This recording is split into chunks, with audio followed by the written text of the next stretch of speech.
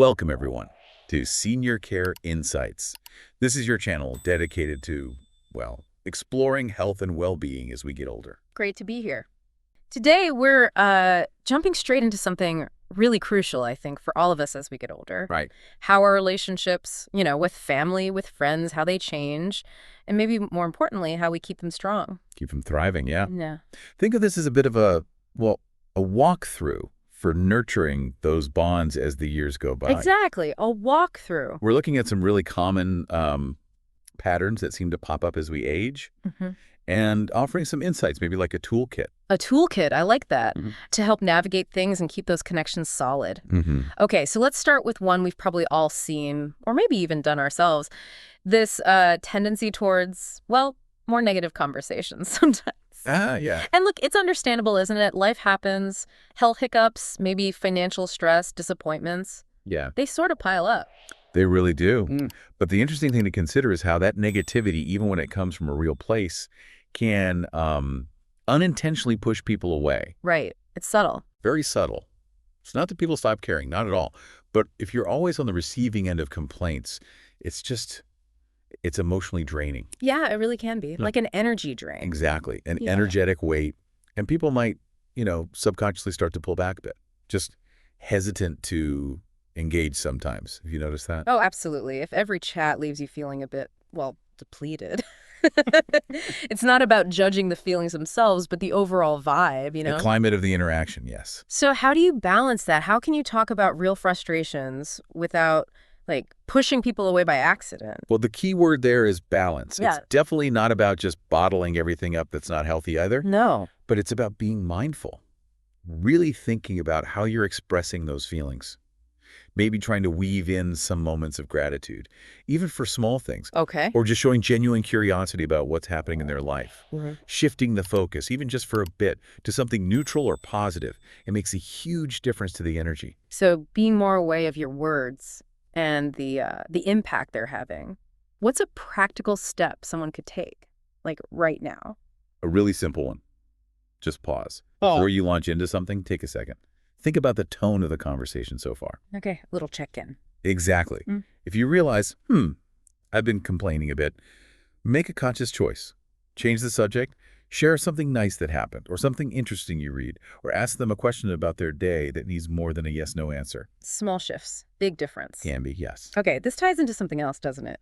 That tricky area of giving advice or criticism. Yes, the wisdom sharing. Right, we gain all this life experience, and naturally we want to share it, help people we care about avoid, mistakes we made. Of course. But we've all had advice that felt less like help and more like, judgment, haven't we? Oh, absolutely. And what's really crucial to grasp here is how easily that unsolicited advice, even when you mean well, can feel like you're disrespecting their ability to figure things out themselves. Right, their autonomy. Exactly. Especially, say, with younger family members. If it's about their finances or how they raise their kids or lifestyle stuff, it can feel like you're questioning their competence, even if that's the last thing you intended. Yeah. Like someone's always pointing out a better way, even for small things. And I can see how constant little corrections, even tiny ones, would feel like you're under a microscope. Precisely. Nobody enjoys feeling lectured, do they? Not really, no. And if that's the pattern, constant corrections, critiques people naturally start to withdraw.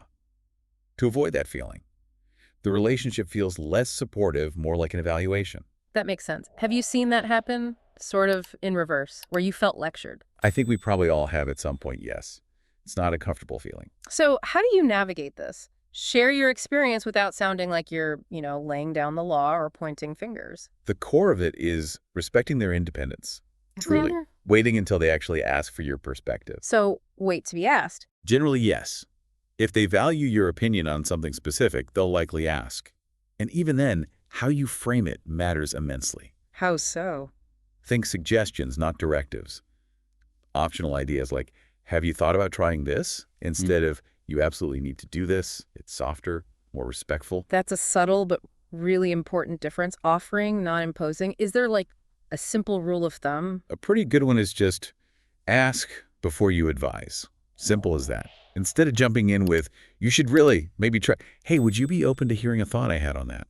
Ah, that puts the ball in their court. Exactly. It gives them control, makes them way more receptive if they say yes. Okay.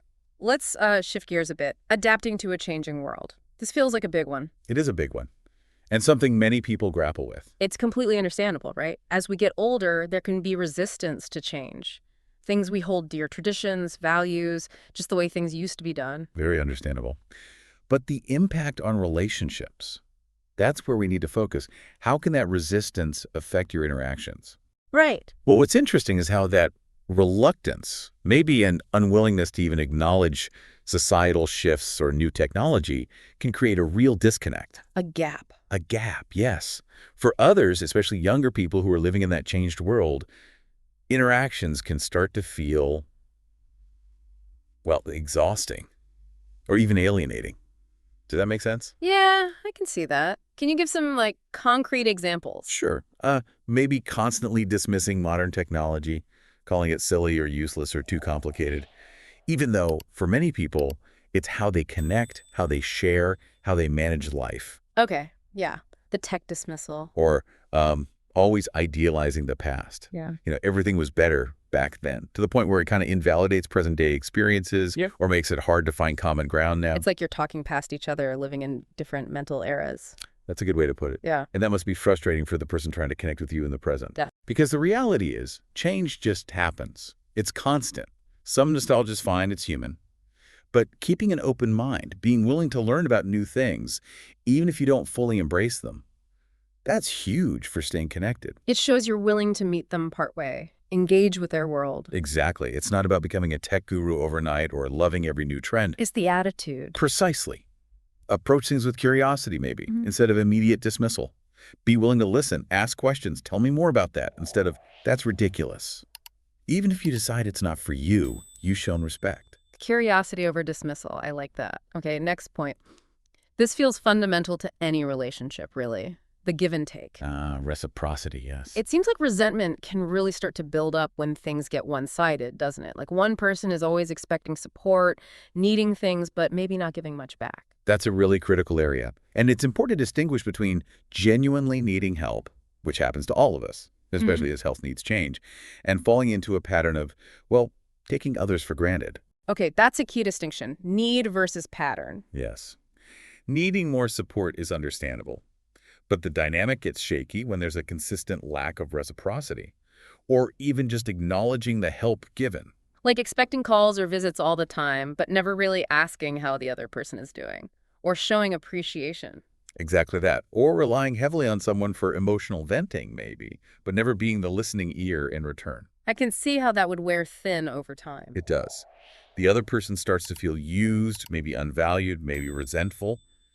And that's often when they start to create distance, emotionally or physically.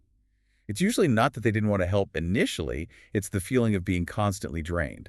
But it's definitely not true that older adults can't contribute anymore, right? That's not the message. Absolutely not. The ability to contribute doesn't vanish with age.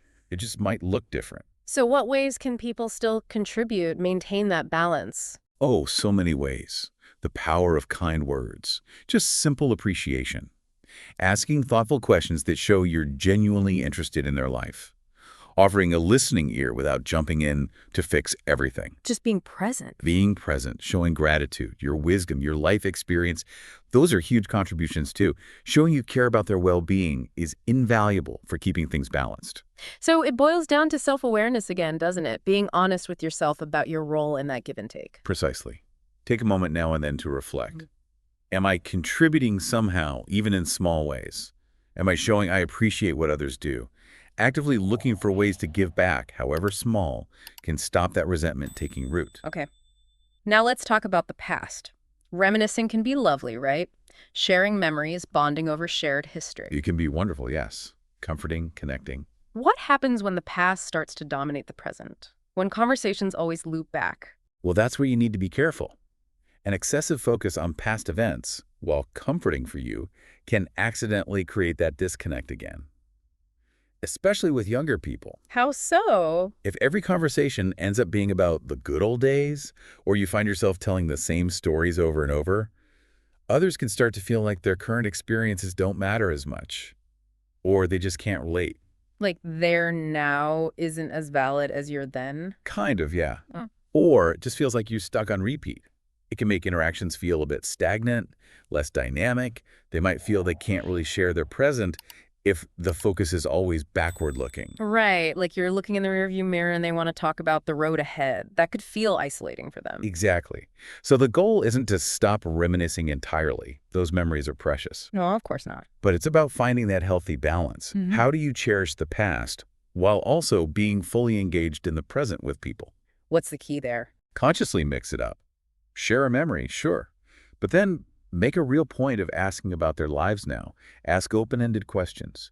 Try to be mindful, am I telling this story for the fifth time? And maybe focus on creating new memories together, too. Building a shared present, not just revisiting a shared past. Beautifully put, yes. Okay, final point for today. This feels really fundamental, respecting personal boundaries. Crucial at every age.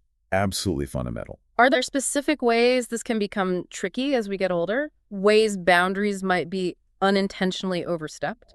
Well, sometimes, again, without meaning to, there might be an assumption that needs or opinions take precedence because of age or the history of the relationship. An assumption of privilege, almost. Perhaps. It could look like expecting instant callbacks, Mm. or dropping by unannounced maybe when it's not convenient, or feeling entitled to know private details about someone's life, rather than waiting for them to share. I can see how that would feel intrusive, even if the intention wasn't bad. Exactly. And here's the thing. People often won't say directly, hey, that makes me uncomfortable. Maybe out of respect, or politeness, or fear of conflict. So they show it in other ways. Often, yes, more Yeah. subtly. When boundaries are consistently ignored, people tend to create distance. Maybe contact becomes less frequent. Maybe they share less personal stuff. Interactions might get shorter, less engaged. Have you seen those subtle shifts? Yes, you can often feel it even if nothing is said. Those little cues. Right. So it's really important to be mindful. Pay attention to both physical boundaries, like space and time, and emotional ones. What are some practical ways to do that? Watch for cues. If someone seems hesitant or vague or uncomfortable, back off a bit. Give them space. If they express a limit about visits, about certain topics, about how long they can talk, honor it. And try not to take it personally. Exactly. Try not to take offense. Someone needing space or setting a limit is usually about their needs, not a rejection of you. It's just part of healthy, balanced relationships. Wow, okay. We've covered a lot of really important ground here today. We have. Looking at how things like negativity, unsolicited advice, maybe resisting change, that give and take balance, focusing too much on the past and not quite respecting boundaries, Yeah. how all these can impact our relationships as we navigate aging. Yes, and if there's one big takeaway, it's really about self-awareness, isn't it? Mm, And being willing to adapt, to be mindful in how we interact. yeah. Keeping those connections strong and meaningful, it really requires us to look at our own behavior sometimes and think about how it lands with the people we care about. So as everyone listening takes a moment to think about all this, maybe consider which point resonated most. Is there one small thing, one tiny step you could take this week maybe to nurture an important relationship? That's a great challenge because that conscious effort, like we've talked about, it really can make such a difference. It enriches your life and theirs too. Absolutely. We really hope you'll keep reflecting on these ideas, exploring how you can strengthen those bonds that matter most. The effort is always worth it. Thank you so much for joining us for this deep dive into maintaining vibrant relationships as we age. We hope you found these insights helpful. We really do. And if you did find this valuable, we genuinely appreciate it. If you'd like this video, perhaps share it with someone else who might benefit, and maybe leave a comment sharing your own thoughts or experiences. Your engagement really helps. Yeah. And please do subscribe to the channel for more conversations like this, focusing on the health and well-being of older adults. We look forward to our next deep dive together. Thanks again.